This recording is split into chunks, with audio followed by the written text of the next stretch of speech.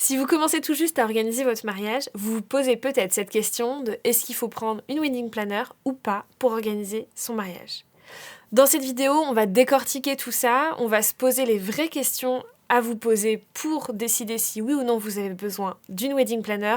On va parler de budget, on va parler du rôle d'une wedding planner, des différentes options que vous pouvez choisir en prenant une wedding planner, de pourquoi il faut en prendre une, pourquoi il ne faut pas en prendre une, à qui ça correspond, à qui ça ne correspond pas. Je vais vous donner un maximum d'informations pour vous aider à prendre la bonne décision. Déjà, la première question à se poser, c'est qu'est-ce que fait vraiment une wedding planner, parce que c'est pas toujours clair pour les gens. Souvent on se dit on va se marier, il nous faut une wedding planner parce que c'est la personne qui va tout gérer, mais en fait qu'est-ce que ça comprend vraiment? C'est important de bien connaître les différentes tâches qui sont allouées à une wedding planner parce que ça va aussi vous permettre de mieux comprendre le coût de cette prestation et puis de savoir exactement ce que vous pouvez lui demander et ce que vous pouvez lui donner pour vous reposer. La wedding planner, c'est la chef d'orchestre de votre mariage. Elle va commencer en règle générale dès le début. Elle va vous aider à trouver tous vos prestataires, à les coordonner. Elle va certainement négocier avec vos prestataires pour essayer d'avoir des prestations qui sont les plus intéressantes possibles. Et puis petit à petit, elle va organiser tout votre mariage, avec ou sans vous, ça dépend de l'option que vous choisissez. Et puis, le jour J, elle sera aussi coordinatrice de la journée du mariage. Donc, elle sera là pour s'assurer que tout se passe bien, que le planning est bien suivi. Et elle va un petit peu s'assurer que vraiment chaque prestataire est à sa place, les témoins sont bien à leur place, la famille est bien à sa place, etc. Elle va vraiment être le chef d'orchestre de votre mariage. En général, elle va aussi avoir un rôle d'accompagnement. Elle va être là aussi pour vous rassurer quand vous avez des coups durs. Même si avec une wedding planner, il y a quand même beaucoup moins de coups durs parce qu'il y a beaucoup moins de stress, ça peut arriver quand même. La deuxième chose à connaître, c'est les différentes formules qui peuvent exister. Alors évidemment, je ne vais pas pouvoir tout vous dire parce que ça va dépendre vraiment des prestataires que vous contactez. Chaque wedding planner a un petit peu sa manière de travailler, mais grosso modo, on a quand même 3 grandes formules qui existent. La première, c'est une gestion absolument complète de tout le mariage. Grosso modo, celle-ci, elle va vraiment s'adresser à des mariés qui n'ont pas forcément envie de gérer, qui n'ont pas le temps, et donc ça va être vraiment la wedding planner qui va se charger de tout. Elle va contacter tous les prestataires, elle va tout planifier sur tout le mariage et jusqu'au jour J évidemment. La deuxième option, elle est un tout petit peu moins complète, ça va être plutôt un travail entre la wedding planner et les mariés, où là vous allez travailler ensemble sur le choix des prestataires, etc. Mais elle va vraiment être là quand même pour vraiment vous accompagner de A à Z avec toute l'organisation avant le mariage. Et puis la troisième option, c'est finalement juste la coordination le jour J. Donc là, si vous avez un petit budget, en général, c'est ce que vous allez plutôt choisir. Là, c'est vous qui organisez tout le mariage de A à Z, qui choisissez tous les prestataires avant le mariage. Mais par contre, le jour J, vous ne voulez pas ni que vous gériez, mais vous voulez pas non plus que vos familles ou vos témoins gèrent, et vous laissez la wedding planner gérer tout ce qu'il y a à gérer le jour J. L'avantage d'avoir ces 3 grosses formules qui peuvent être divisées en 4 ou 5 en fonction des wedding planners, puisque chacune a un petit peu sa manière de travailler, c'est que vous allez pouvoir adapter la formule dont vous avez besoin à votre budget. Si vous avez un plus petit budget, vous allez partir sur une formule plus petite. Si vous avez un gros budget, vous allez partir sur une formule plus grosse. Il n'y a pas que le budget qui va décider de la formule que vous allez choisir. Ça va aussi être en fonction de ce que vous avez envie de faire vous. Si vous avez envie d'organiser une partie de votre mariage, vous allez certainement éviter de choisir la première formule où c'est la wedding planner qui fait tout. Et puis si par contre vous avez envie d'être tranquille, que vous n'avez pas envie d'y passer le moindre temps, dans ce cas, vous pouvez partir sur cette formule ultra complète. Alors quels sont les avantages de prendre une wedding planner pour votre mariage? Le premier avantage, c'est que vous allez gagner du temps, mais absolument. Parce que un mariage, c'est des milliers d'heures d'organisation, c'est vraiment énormément d'investissement personnel. Et si vous prenez une wedding planner qui gère tout, vous enlevez cette charge de travail, donc forcément vous avez un gain de temps énormissime. Ça peut être pratique si vous travaillez beaucoup, si vous n'avez pas envie de passer plus de temps que ça sur votre mariage, si vous avez des enfants, si vous avez prévu d'autres projets en même temps, un déménagement ou je ne sais quoi, ça peut être pratique de vous dire que vous ne gérez pas le mariage et donc vous gagnez un temps monumental. Au-delà du gain de temps, évidemment, vous allez gagner de l'énergie et un stress en moins. Parce que un mariage, c'est extrêmement stressant, surtout si vous avez tendance à être déjà un peu stressé et que vous avez envie de faire les choses à votre manière, vous allez vous rendre compte que c'est beaucoup de stress, en tout cas pour la majorité des gens. Là, forcément, avec une wedding planner, vous pouvez vous reposer sur quelqu'un dont c'est le métier, donc ça vous enlève une énorme épine du pied et beaucoup de stress. Un autre avantage, c'est le carnet d'adresses de la wedding planner. Elle a une certaine expertise, elle connaît son métier, elle connaît les métiers de chacun de ses prestataires et elle sait lesquels elle peut vous recommander ou pas. Elle a non seulement un carnet d'adresses assez large, mais en plus, une fois qu'elle aura bien compris qui vous êtes et ce que vous voulez pour votre mariage, elle va être capable de vous proposer les bons prestataires par rapport à vos attentes. C'est-à-dire que même si elle travaille avec une dizaine de photographes, elle va vous proposer peut-être 1 ou 2 photographes qui seront ceux qui vont le mieux correspondre à vos attentes et vos besoins à vous par rapport à votre couple, votre histoire et ce que vous avez envie d'avoir le jour de votre mariage. Et ça, c'est quand même vraiment un avantage parce que vous n'avez pas besoin de faire le tri parmi tous les prestataires qui s'offrent à vous, c'est elle qui peut le faire et en plus, vous avez confiance parce que vous savez que ce sont des prestataires avec qui elle a l'habitude de travailler. Forcément, un autre avantage, c'est qu'elle va gérer tous les imprévus. Parce qu'alors un mariage, c'est beaucoup d'imprévus. Et c'est ça qui va vous ajouter beaucoup de stress.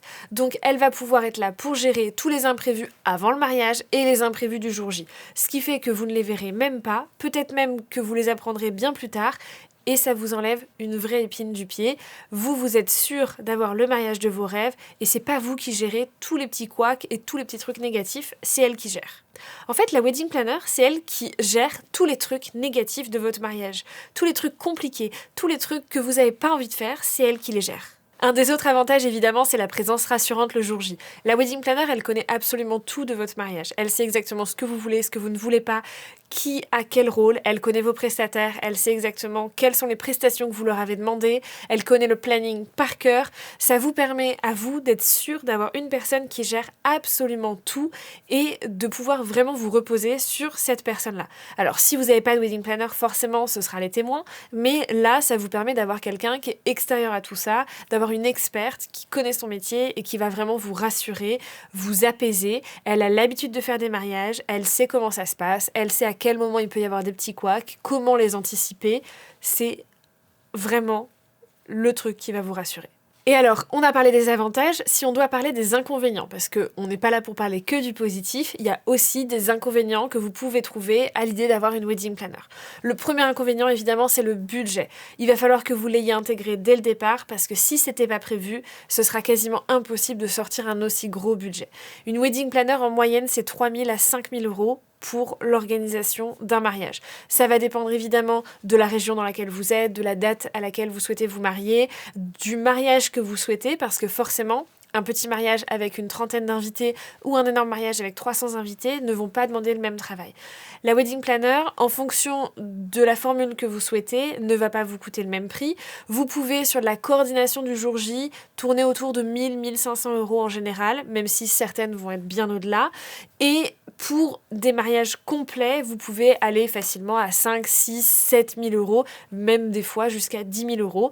Donc ça va dépendre bien sûr de la prestataire que vous choisissez. Deuxième inconvénient qu'on peut y voir, c'est que si vous aimez tout gérer vous-même et tout faire par vous-même, et que vous avez envie d'organiser votre mariage à deux en couple, ou même avec vos familles, avec vos amis, vos témoins, etc., vous pouvez avoir cette impression qu'on vous enlève quelque chose. Il peut y avoir un peu cette perte de contrôle parce que forcément, si vous avez payé une prestataire pour tout gérer, vous allez devoir lui laisser gérer les choses. Donc ça peut être un petit peu stressant et déstabilisant, même frustrant pour certains, si vous avez envie de tout contrôler, de tout gérer. Autre chose qui n'est pas directement un inconvénient, mais qui est plutôt une limite à laquelle il faut faire très attention, la wedding planner, il faut que ce soit une prestataire avec laquelle vous avez un feeling extraordinaire. Alors, j'ai tendance à dire qu'avec tous vos prestataires, il faut avoir un bon feeling, il faut que vous vous entendiez bien, mais la wedding planner, vraiment, vous allez travailler avec elle sur votre mariage de A à Z.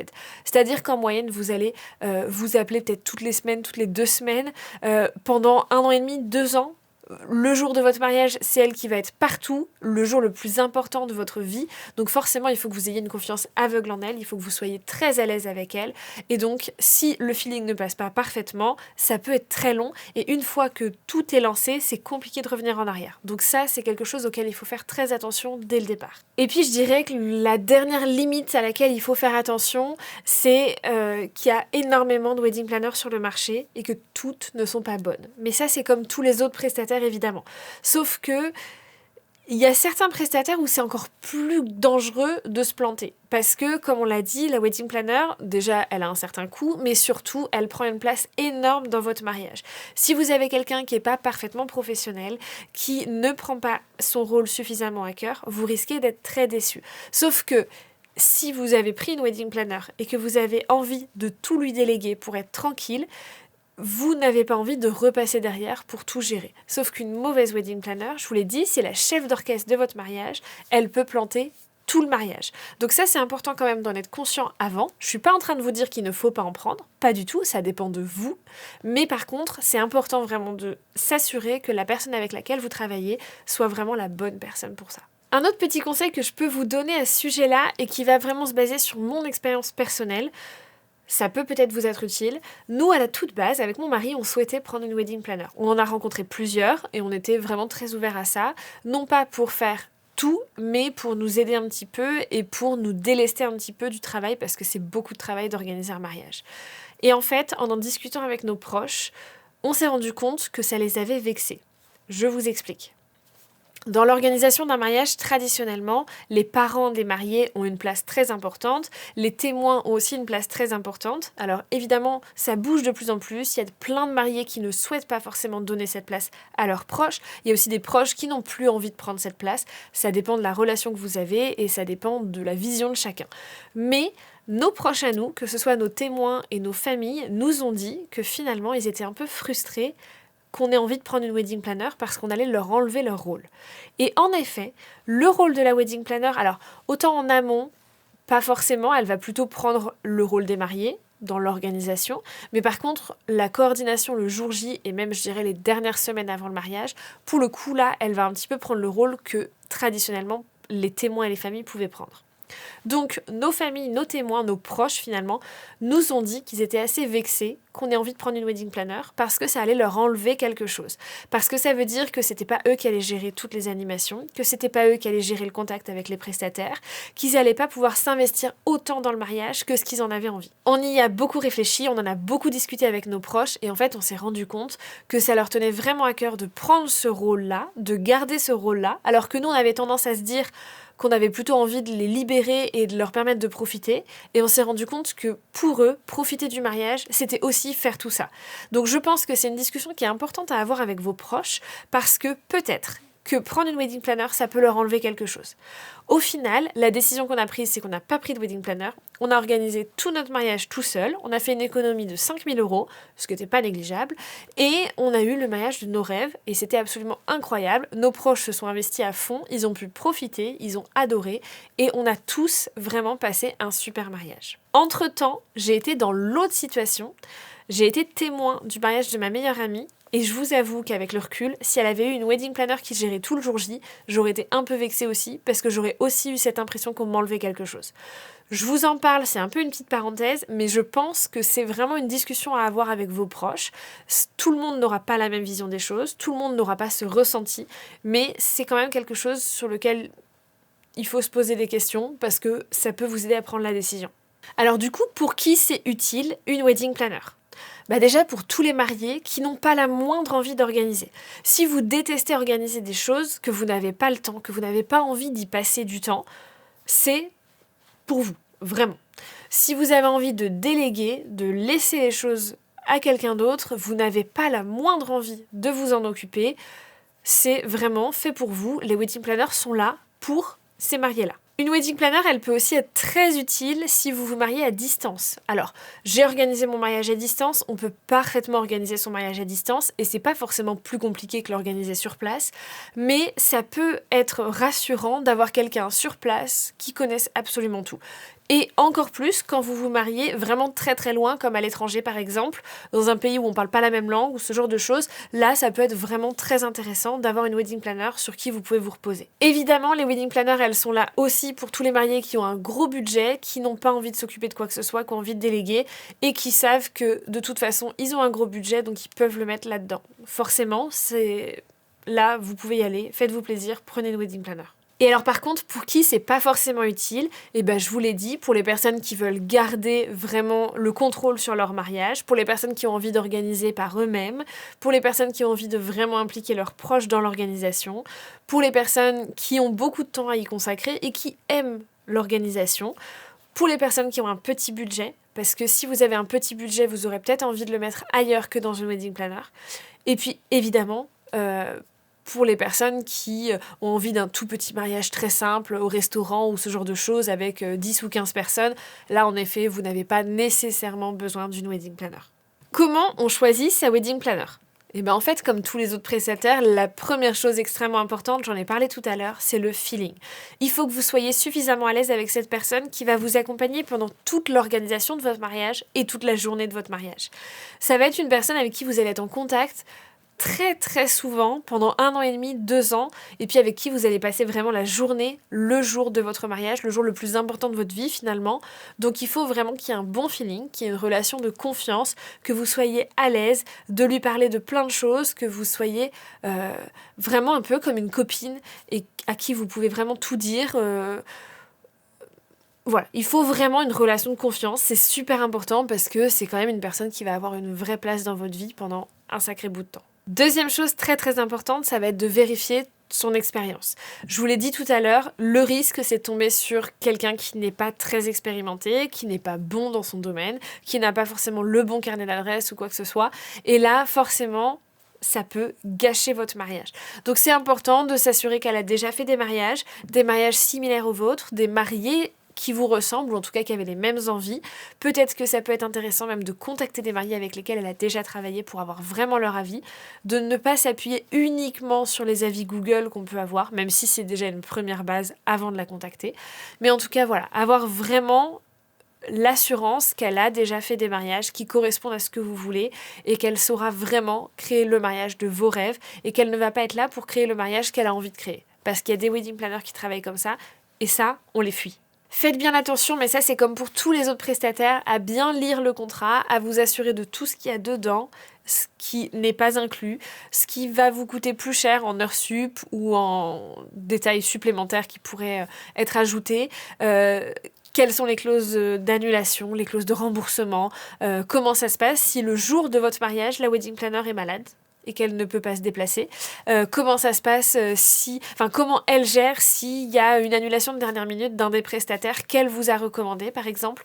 Tout ça, assurez-vous que tout soit parfaitement clair, que le contrat soit ultra détaillé pour vraiment être sûr de ne pas vous planter, parce que je vous assure qu'une wedding planner qui fout le mariage en l'air, vous risquez de le regretter pendant très longtemps. Petit point aussi de vigilance sur les wedding planners qui vont vous imposer des prestataires.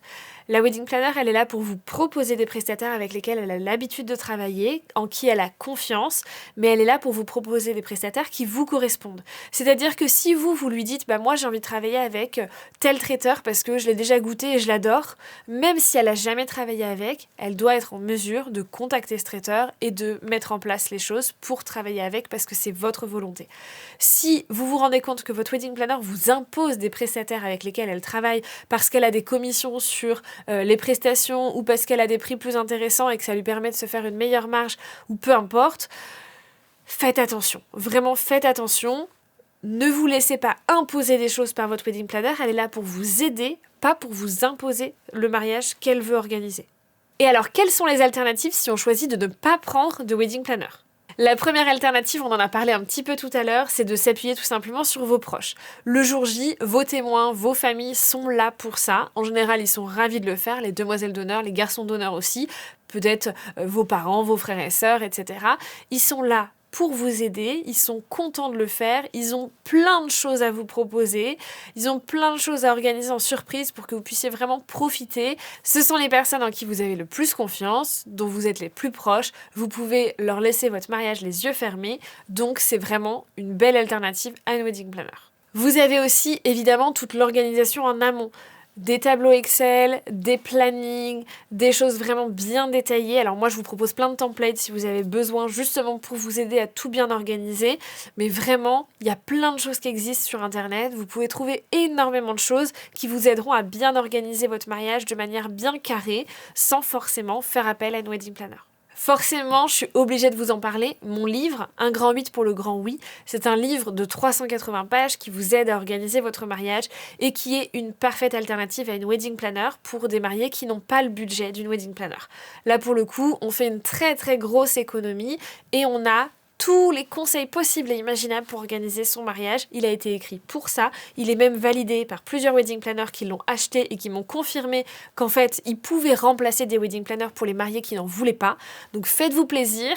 Foncez, il est directement dans la légende de cette vidéo, dans la légende du podcast, partout. Vous allez le retrouver facilement et il vous aidera à organiser le mariage de vos rêves.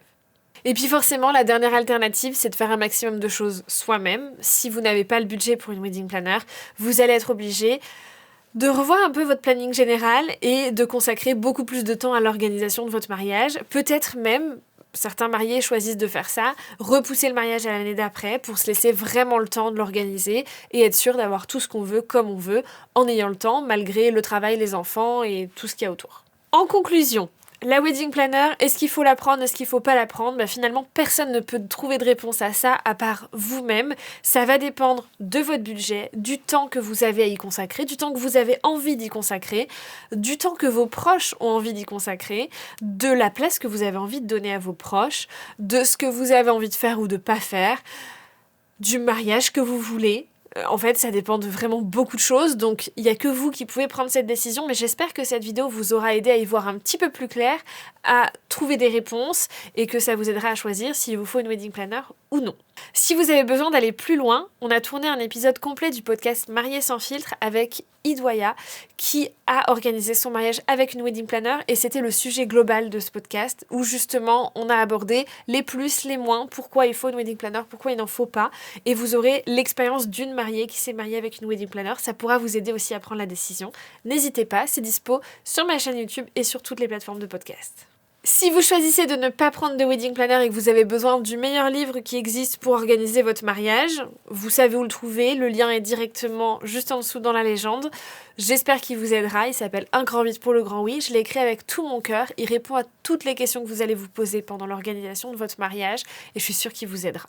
Avec tout ça, vous avez tout ce qu'il vous faut pour organiser le mariage de vos rêves. J'espère que cette vidéo vous aura plu et vous aura aidé en répondant à certaines de vos questions. Je vous retrouve la semaine prochaine avec un nouvel épisode de Mariés sans filtre qui sera très très chouette. Restez connectés et je vous dis à bientôt.